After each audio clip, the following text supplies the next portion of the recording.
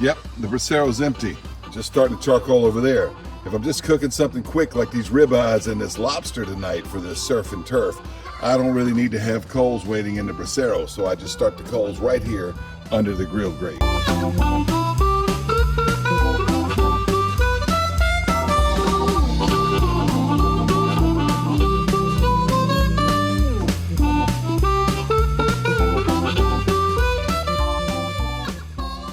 All right, though nightfall has set in, this Jealous Devil charcoal is good and hot. Now I'm gonna move some over here because this is where I'm gonna cook the steaks. All right, and put some right there. And I'm gonna put just a few pieces over here because this is where I'm gonna melt some butter. All right, get these steaks, get some butter melted. Let's lower this grate down and get those grates heated up. Hey, you're watching Big Lou Barbecue and other things I want to do. And let me tell you what I got going on for you. I did some surf and turf the other night. It was the Wednesday before Thanksgiving, also the Wednesday before my birthday. So I decided to treat myself to a birthday dinner. I had 3 ribeyes in the freezer and I took them out, defrosted them, and I dry brined them in some sea salt from Island Creek Oysters. And I dry brined them for about 2.5 hours or so, took them out, and then put on the Dr. Doyle's coffee rub, one of my favorite steak seasoning. I'll be telling you more about that as this video progresses, but I do like seasoning my steaks with Dr. Doyle's coffee rub. She's got a lot of different rubs that are good, and that's one of my favorites for steak right there. All right, and then I had some lobster meat, came from Maine. It was a Maine lobster, but it was sold through Island Creek Oysters out of Massachusetts, and you know, it was already pre-cooked, but I wanted to put a little char on it and put it in a lobster butter sauce with some of that lemon garlic pepper. Also from Dr. Doyle's. I like to say it like that. Dr. Doyle's. If you hadn't checked out Dr. Doyle's barbecue, check that out down below. Look, I had fun cooking it on this Argentine grill. This is how it happened, and thanks for watching Big Lou Barbecue. All right, so I got this lobster meat from Maine, all right? Came from Island Creek Oysters, sent to me by a third party. It's got 2 tails in there that I'm gonna cut in half like that, okay? Long ways, and it's got some claw meat. So we got about 4 claw meat and that. So we're gonna grill that up a little bit and put it in the butter sauce. All right, now right over here, I've got some coals, not too hot, and I'm putting this skillet on there. Yes, it's a porcelainized skillet, enameled skillet, but I'm putting it on porcelainized grates, right? They say you're not supposed to use metal utensils on porcelainized grates. I do. And they say you're not supposed to use these on the grill.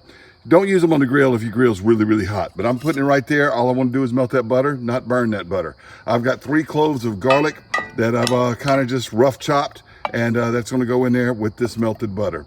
Looks like I'm grill's outside in my yard and tilted a little bit down that way, so I'll put the butter up this way, let it start melting. Yeah, that's not too level. I'm out here in the grass. It's not gonna matter on cooking these steaks though. All right, these steaks are ribeyes that I bought on special because they were, you know, needed to be sold. And I dry brine them with sea salt. Same sea salt I'm gonna use in this in a little bit from Island Creek Oysters as well as the lobster. And I dry brine them for about 3 hours. Took them out, and about 30 minutes ago, I put Dr. Doyle's coffee rub on them. Coffee rub is becoming one of my favorite steak seasonings. In fact, it might even be my favorite. I get a lot of rubs and steak seasonings and stuff like that as a YouTuber, and Dr. Doyle's is way up there at the top. Top 1, 2, maybe 3. I really think it's my number 1. I'm really using the coffee rub a lot nowadays, especially when I dry brine. There's not a lot of salt in the coffee rub, but when you dry brine, that makes up for it. So I really like using that coffee rub. So that's all I did to these steaks. We're gonna let them go, let them get a good sear there. I'm probably gonna cross hatch them here in a minute, and we're gonna put that lobster on.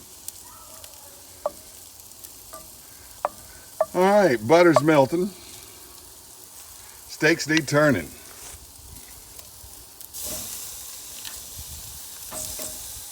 Come on over like that right there. And you come like that right there. Oh yeah. All right, it's time to turn these steaks over on this Jealous Devil charcoal. Look at that right there. Would you? Wow. Oh mama. Can you see that? Those are beautiful. Beautiful, beautiful, beautiful. I'm gonna add a little bit of this sea salt. I've used a lot of it since I got this from Island Creek Oysters last week. Kids have used a lot of it too. I told them they need to start sparing it. We got plenty of pink salt, kosher salt, and table salt in the house. We can use something else, you know? But anyway, I've got that quite a bit salted. And now, I'm putting some Dr. Door's lemon garlic pepper into this. All right, lemon garlic pepper. Yep, that should be plenty. That should be plenty. Just mix this butter. Now you see how this butter is not browning, it's not burning. I've got it on low heat and just getting it melted. That's all I really want right there. This lemon garlic pepper, some of the best I've ever had in my life. It's absolutely fabulous. All right, Dr. Door's. Now I've got the lobster on the plate like that. I'm gonna take this little piece of tail meat, you see how I cut them in half? And put it down just like that over these coals, okay? Wherever I can fit them around the steaks.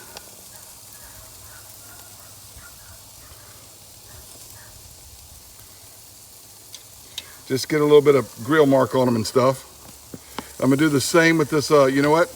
Let's go ahead and just pull some over here. Oh, I got some space right over here behind this one. So you know what, let's go ahead and turn that one a quarter turn. Put it right there. I got space to get these done. Right there, right there, right there. This is the claw meat. Do not want that to fall through the grate, so I'm being careful. And these little bits of leg meat right there, boom, right in the butter sauce now. Because they'll fall through the grill grate, so we just go ahead and put them in the butter sauce now.